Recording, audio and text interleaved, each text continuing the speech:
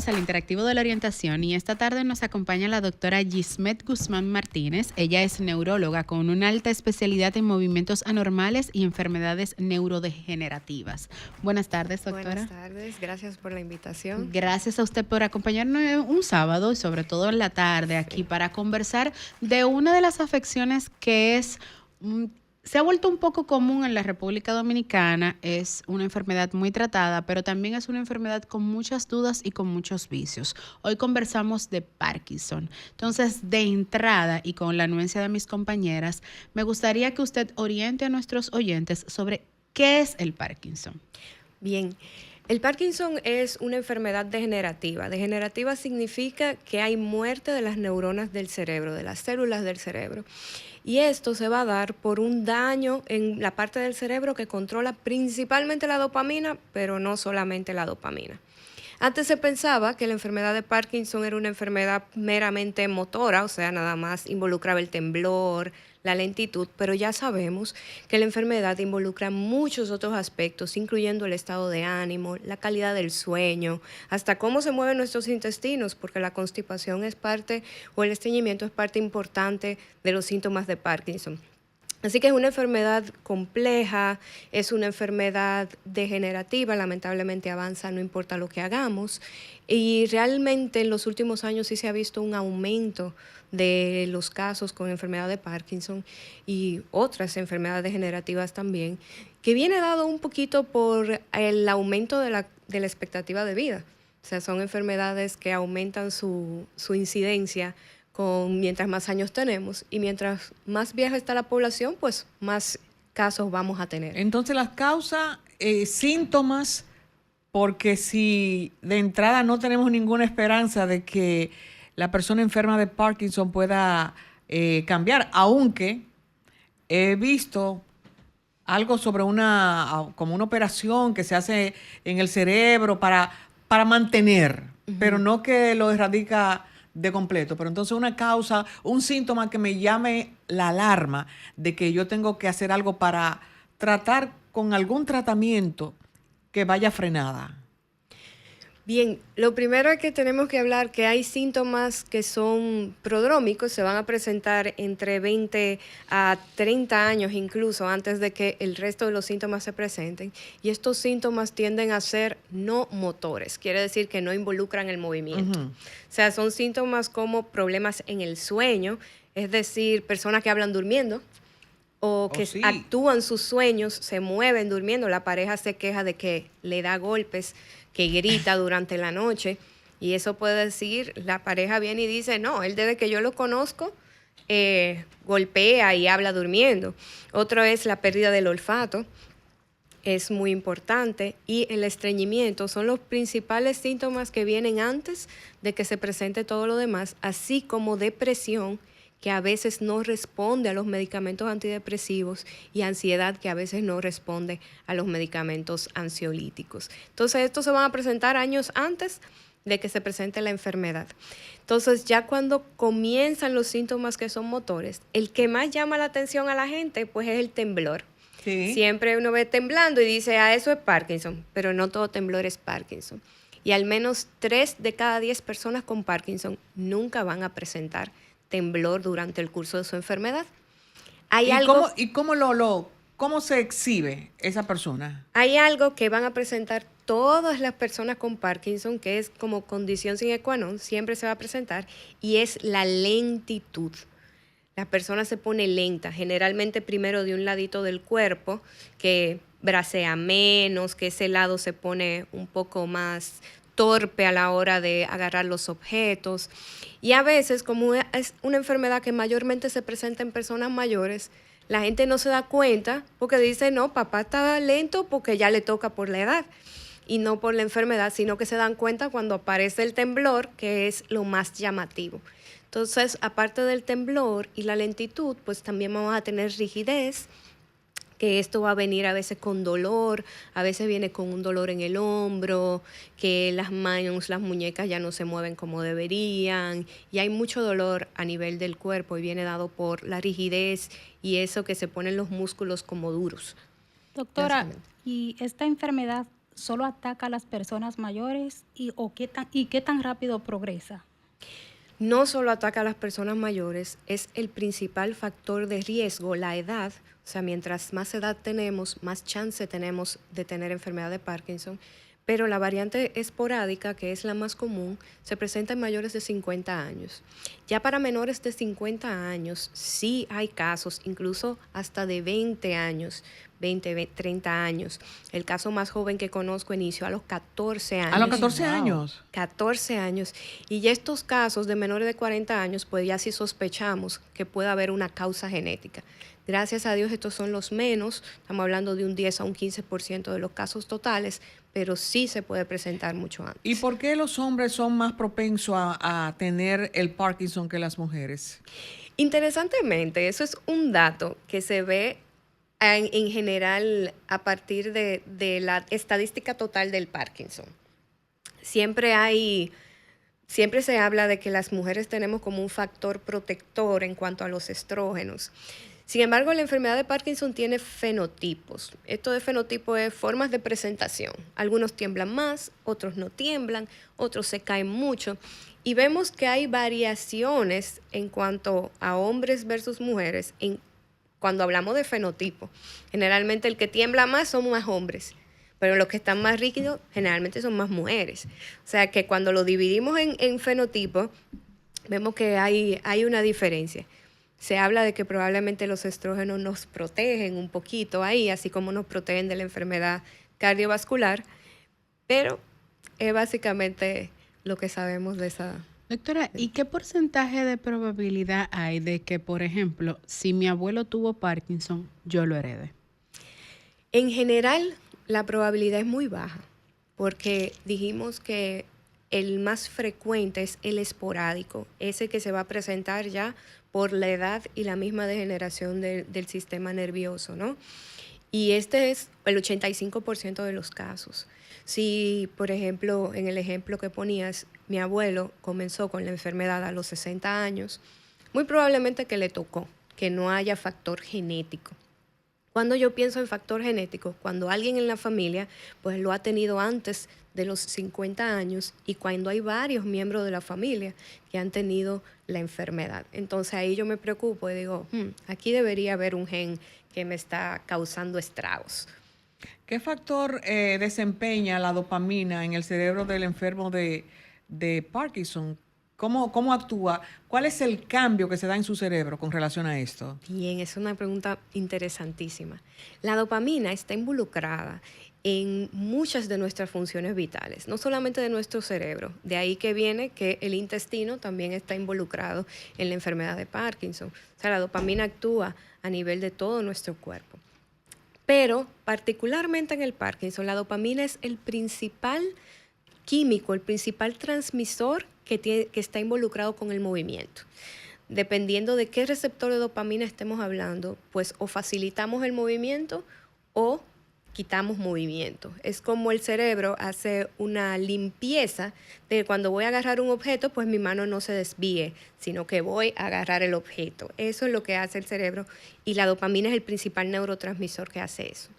En el Parkinson, pues se daña la parte del cerebro que produce la dopamina y por tanto este sistema regulador del movimiento pues se ve afectado en unas porciones. Vamos a tener menos movimiento, ahí viene la lentitud que va a presentar en Parkinson y en otras porciones vamos a tener un exceso de movimiento.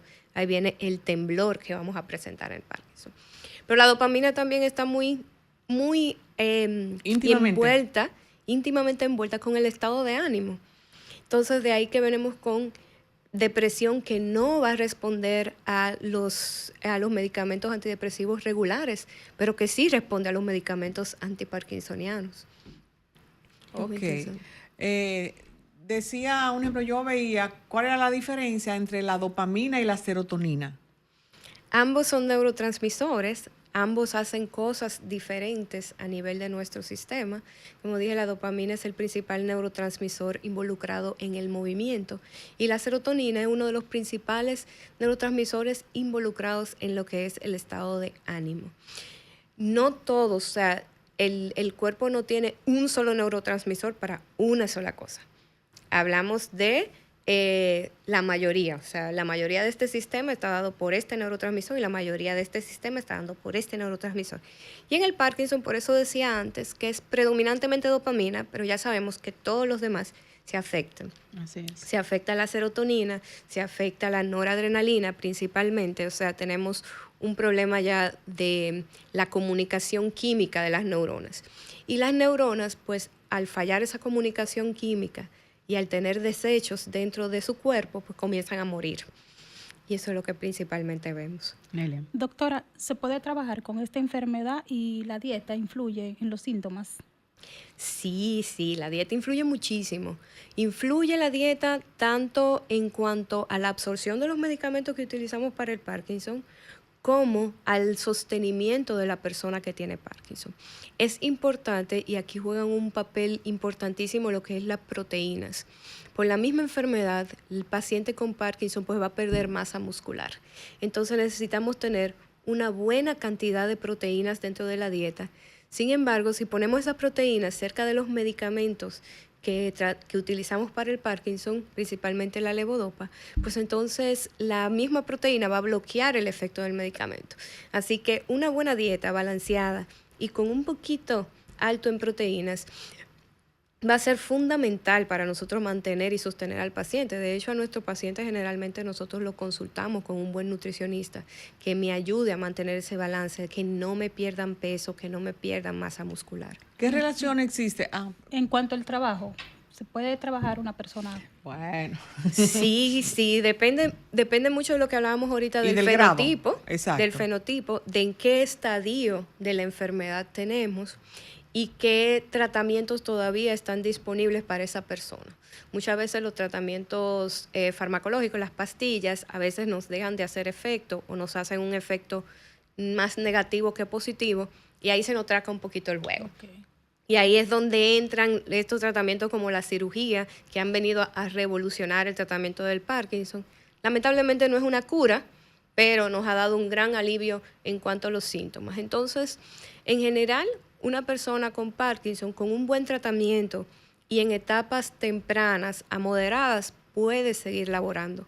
Ya en etapas severas es donde depende qué tipo de trabajo realmente esté haciendo la persona para seguir en su... ¿Qué en su relación labor. existe con el Parkinson y el Alzheimer? La única relación es que ambas son enfermedades degenerativas y que se dan por una proteína dañada.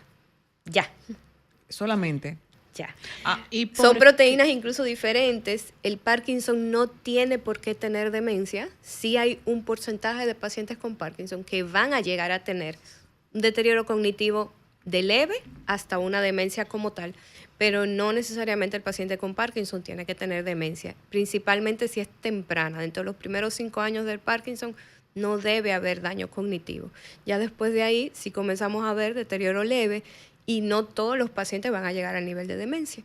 El Alzheimer ya es una demencia como tal. Y por ejemplo, en un paciente con Alzheimer que empiece con pérdida de memoria antes del tema del descontrol de sus nervios. En un paciente con Parkinson. Un paciente con Parkinson. Que comience con una pérdida de memoria, ¿pudiera confundirse con un Alzheimer? Sí, y de hecho eso lo vemos.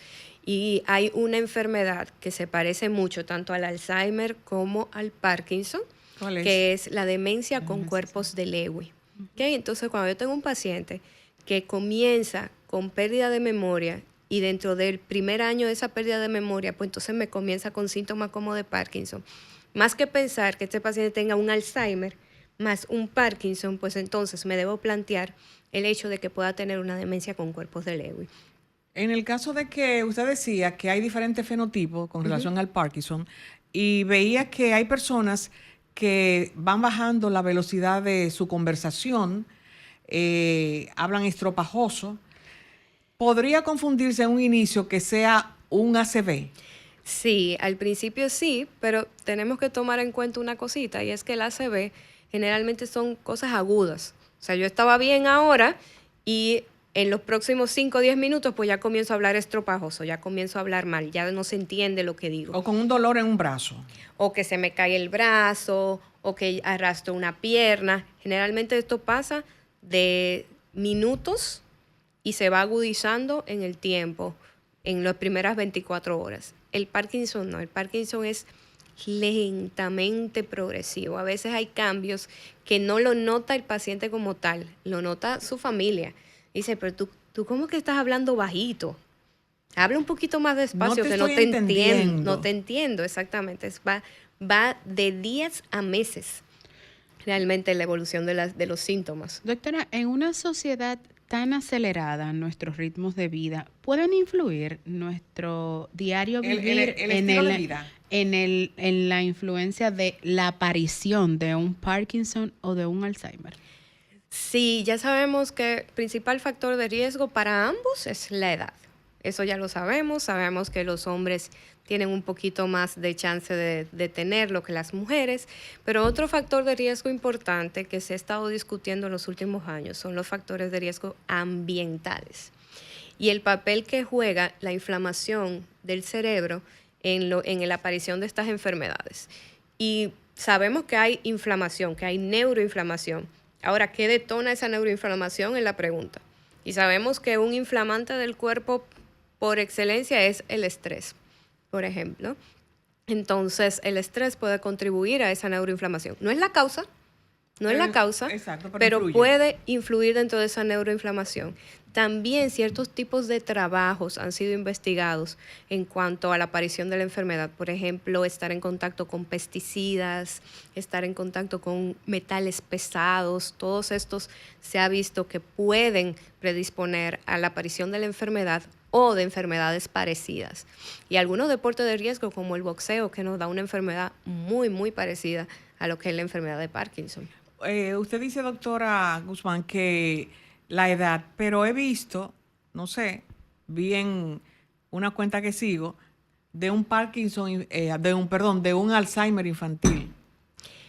¿Estarías hablando del síndrome de San Filipo? Ah, exacto. Ah, okay, exacto. Sí, el síndrome de San Filipo no es como tal un Alzheimer. Es una enfermedad, un error congénito del metabolismo, donde se daña. ¿Es congénito? Es congénito, se daña, hay una enzima que falta dentro del cuerpo y el cuerpo no es capaz de desechar ciertas proteínas y esas se van acumulando en el cuerpo del niño. Es congénito, pero los síntomas van apareciendo. Ya alrededor del año de vida comienzan a aparecer los síntomas. ¿Por qué? Porque se van acumulando esos desechos. Chiquitito, pues no tiene el desecho. A medida que se va acumulando, pues entonces van apareciendo los síntomas. Se llama Alzheimer infantil de forma coloquial, pero no es per se un Alzheimer. No tiene la misma causa que el Alzheimer. Doctora, hay muchas dudas. Nosotros tenemos que cumplir con unos auspiciadores comerciales, pero al regreso retornamos con más de esta conversación con la doctora Gismet. Adelante, Romero. Bueno, antes de la pausa dijimos que teníamos muchísimas preguntas. Recordamos que estamos conversando con la doctora Gismet Guzmán Martínez. Ella es neuróloga con una alta especialidad en movimientos anormales y enfermedades neurodegenerativas. Doctora, antes de entrar en la conversación que Marta quiere tener con usted, me gustaría saber actualmente, por ejemplo, además de la medicación y de las terapias, ¿qué otros especialistas ven a un paciente con Parkinson? Porque el acompañamiento psicológico para un paciente en esta etapa debe ser súper importante. Sí, realmente el manejo de Parkinson es multidisciplinario. Nosotros nos apoyamos mucho de lo que son los psicólogos y los psiquiatras también. ¿Psiquiatras? Psiquiatras, sí. Dentro de la enfermedad ya hablamos que puede haber ansiedad, puede haber depresión, pero en algunas ocasiones también se puede haber alucinaciones y psicosis dentro de la misma enfermedad, problemas con el sueño muchísimo. Y ahí es donde nosotros nos apoyamos grandemente en los psiquiatras. Y en los psicólogos, importantemente, no solo al paciente, sino también a la familia y a los cuidadores. Primero, para entender las grandes etapas de la vida del paciente. Hay familiares que a veces no entienden por lo que su paciente está pasando y lo presionan. Camina más rápido. Pon de tu parte. Exacto, pon de tu parte. No te sientes así. La palabra entonces, pon de tu parte que sí, lacera el alma cuando uno está mal. Así mismo. Entonces, a veces eso viene de la ignorancia, ¿no? Sí. De ignorar qué es lo que pasa en la enfermedad y cómo se va afectando el paciente a través de la enfermedad. Y es totalmente necesario tan importante como tomar su pastilla de levodopa es para nosotros tener ese apoyo de psicología, de psiquiatría y de terapia física y rehabilitación que va de la mano durante todo el trayecto de la enfermedad. Es tan importante como el tratamiento dopaminérgico realmente. Doctora, ¿esta enfermedad afecta el sueño? Sí. Mucho. Principalmente la principal afección que nosotros vemos es precisamente estos sueños vívidos que golpea, que grita durante la noche, pero también hay insomnio. También los movimientos se pueden presentar durante la noche y despiertan a la persona. Hay dolor que afecta el sueño también, la dificultad para cambiarse de posición, puede aumentar las ganas de hacer pipí, de ir al baño. Entonces, todo esto son cosas que afectan importantemente la calidad de vida y son cosas que nosotros como neurólogos y médicos primarios del paciente, pues tenemos que preguntar y tratar también. A veces hay personas que se olvidan que el Parkinson, como dije, no es solo motor, sino Exacto. que es sistémico y piensan es un conjunto de todo. Exacto, es un conjunto de todo y piensan que van a ir al neurólogo para que me dé mi levodopa y ya. Y se sorprenden cuando nosotros le preguntamos, ¿y cómo estás orinando? ¿Y cómo estás durmiendo? ¿Te mareas cuando te paras de la silla? O sea, hacemos un montón de preguntas que no tienen nada que ver con el movimiento, pero tienen todo que ver con la enfermedad de Parkinson. Entonces, sí, definitivamente el sueño es un pilar, un cerebro que no duerme, que no descansa, es un cerebro que no se recupera del daño del día, es un cerebro que no aprende o que le cuesta aprender y es un cerebro que vive irritado realmente. Así que el sueño es uno de los pilares de nosotros del tratamiento. Conversábamos, doctora, siempre nosotros hacemos un programa fuera del aire. Le preguntaba con relación a la operación que trata de, por lo menos, hacer descansar un poco al paciente. ¿Usted puede explicar con relación a esto qué aparato es, cómo lo hacen, qué calidad de vida le da al paciente, cuánto tiempo puede durar sin tener esos temblores tan pronunciados? Ay, este es uno de mis temas favoritos porque realmente la cirugía de Parkinson ha venido a revolucionar el tratamiento de la enfermedad. Y tenemos dos tipos de cirugía e importante que sepan que los dos tipos de cirugía está disponible en el día de hoy en la República Dominicana. Ya desde hace varios años tenemos centros disponibles con ambas cirugías. Y la primera que tenemos disponible se llama palidotomía o lesión directa al núcleo globopálido, que es uno de los núcleos que se encarga del movimiento. Y esto lo que hace es quemar ese núcleo y al quemar el núcleo, pues lleva a un alivio temporal de los síntomas. Esta cirugía lamentablemente no es una solución y nos da un alivio entre 2 a 5 años, dependiendo del paciente. Ya después de ahí, pues los síntomas tienden a volver otra vez. Importante que esa cirugía no nos elimine el chance de la otra cirugía. Y la otra cirugía es la estimulación cerebral profunda. Y esto es como un marcapasos. Se coloca una batería que va en el pecho y unos cablecitos que van directo al cerebro, principalmente a los núcleos globopálido interno o subtálamo, que son los que más se utilizan. Y está destinado al control de síntomas. Lamentablemente no es una cura, pero el paciente puede durar con este aparato entre 5 a 25 años dependiendo del aparato.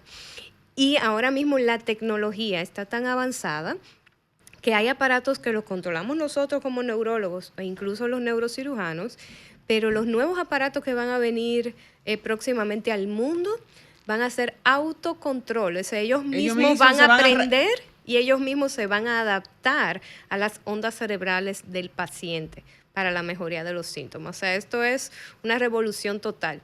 Pero gracias a Dios ya tenemos en el país los aparatos, todavía controlados por nosotros, no han llegado a los de alto control, pero revoluciona totalmente el tratamiento de la enfermedad, ayuda a mejorar la carga de medicamentos que tiene el paciente, los efectos adversos que tiene el paciente con medicamentos. Le facilita que tengan menos temblores. Sí, de hecho esa es una de las indicaciones principales, que sea un temblor que no responde a la medicina la levodopa, que es la medicina que normalmente utilizamos.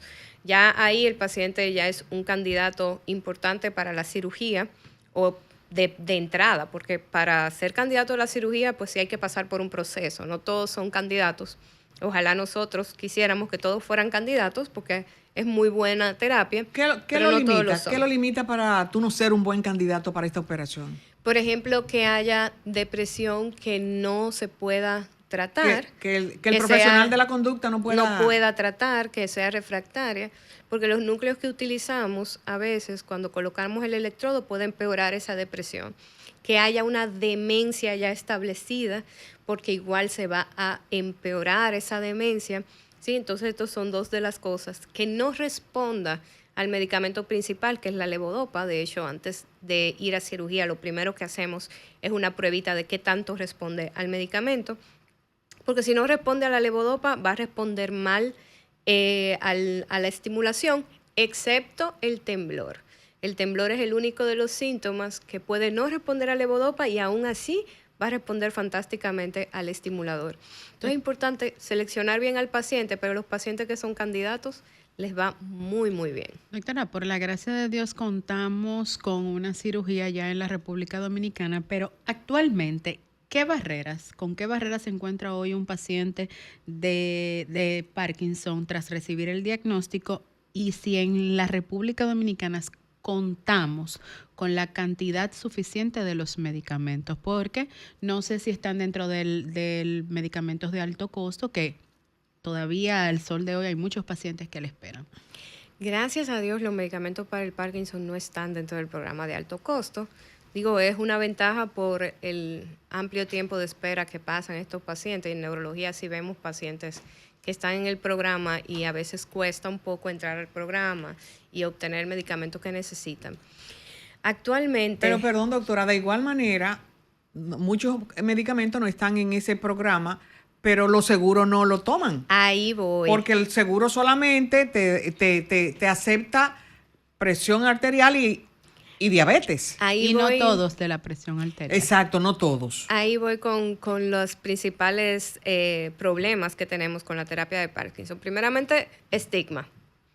El estigma de que tengo Parkinson y ya no voy a seguir siendo un ente productivo para la sociedad. Ya yo estoy enfermo, ya yo me voy a morir de esto. En el día de hoy, el Parkinson afecta bastante tu calidad de vida, pero no hay razón para que un paciente con Parkinson bien tratado, pues fallezca por la enfermedad de Parkinson. Porque ahora mismo tenemos buenos tratamientos para evitar ese desenlace, empezando por ahí.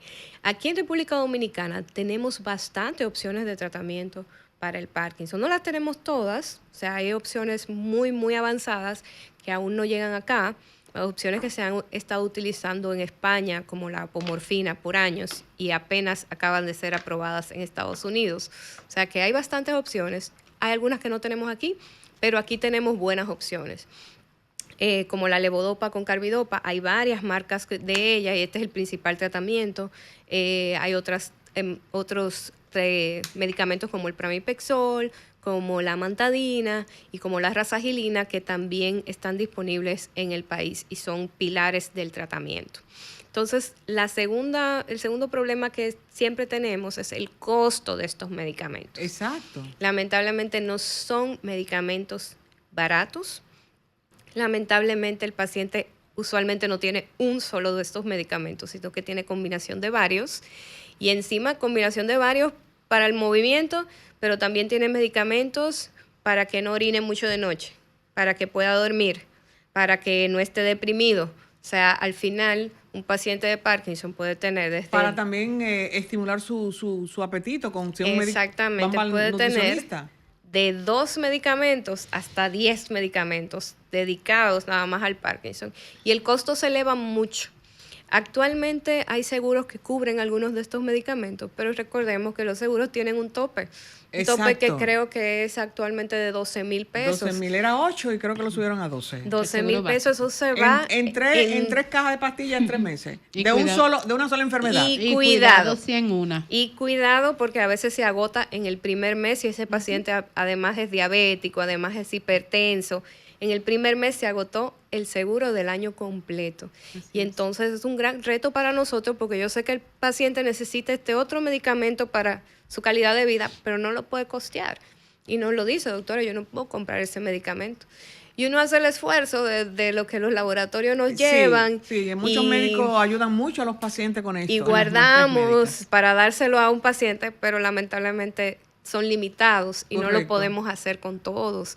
Entonces, ahí el costo es una de nuestras principales barreras, porque en el país tenemos opciones de tratamiento, pero muchas veces el paciente no tiene el Los acceso recursos. a esas opciones. Porque los seguros yo pienso que solamente hacen las estadísticas de la población hipertensa, las estadísticas de la población diabética, pero esas estadísticas que aparentemente la gente no lo sale a decir, porque ahora es que las personas están diciendo, tengo mi papá con Alzheimer, tengo mi mamá con Alzheimer, porque antes lo escondían. Pero Pues ya no hay en una familia donde no exista un enfermo con esa perdón, valga la redundancia, con la enfermedad. Uno de los objetivos que nosotros tenemos como neurólogos, incluso estamos en proceso de una formación de un grupo de neurólogos especializados en movimiento, precisamente para hacer esas estadísticas, para precisamente tratar de llevar ante los seguros, decirle, oye, este paciente todavía puede ser productivo por 10, 15 años más si tú le utilizamos los brindas. medicamentos. Correcto. Si no, en los 2 años este paciente va a salir de la fuerza laboral y va a ser una carga al sistema económicamente, cuando te puede dar mucho más y mucho más tiempo y mucha mejor calidad de vida. Pero para eso necesitamos los números, pero estamos trabajando en eso. Sí, Estamos trabajando en esas importante, estadísticas. es muy importante esto. Nelia. Doctora, ¿esta enfermedad puede causar depresión o ansiedad en los pacientes? Sí, sí, y es uno de nuestros problemas, uno también de los pilares del tratamiento, es el hecho de que el paciente, por 2 razones, puede tener depresión. Por la misma falta de dopamina y serotonina, viene de como parte de la misma enfermedad, pero también por la discapacidad que cada día tiene. Cada día ese paciente ve que hay cosas que no puede hacer, que antes la hacía perfectamente, hay limitaciones y eso afecta mucho más. Por eso decíamos que psiquiatría y psicología son nuestros aliados sin condición, o sea, los necesitamos ahí. Y tenemos que quitar ese estigma de que la gente piensa que si voy al psiquiatra es porque estoy loco, ¿no? Sí, no es porque sí, estoy sobre loco. todo nosotros los latinos. Yo quisiera tener una psicóloga que yo me acueste en un mueble, como en la película, para hablar de todo. De lo mío. todo. Y eso es importantísimo. A veces yo le digo a los pacientes, tenemos que ir a psicología porque a veces hasta simplemente compartir con alguien imparcial lo que nos está pasando y ya eso nos trae un alivio. Ya eso nos ayuda mucho a ver la solución. Así que definitivamente son cosas que nosotros tratamos. Yo no Doctora. quería, perdóname, Denis, yo no quería irme. Yo sé que ya nos están dando el tiempo, pero tal vez sería en otra entrevista con la doctora Guzmán. Con relación a esta enfermedad, lupus y encefalitis, ¿cómo llega al cerebro? Eso me tiene a mí como con una... ¿Y cuáles son las condiciones de vida de ese paciente? Y si ese paciente regresa hacia atrás a lo normal. ¿En qué tiempo? Encefalitis lúpica. Lúpica, correcto. Sí.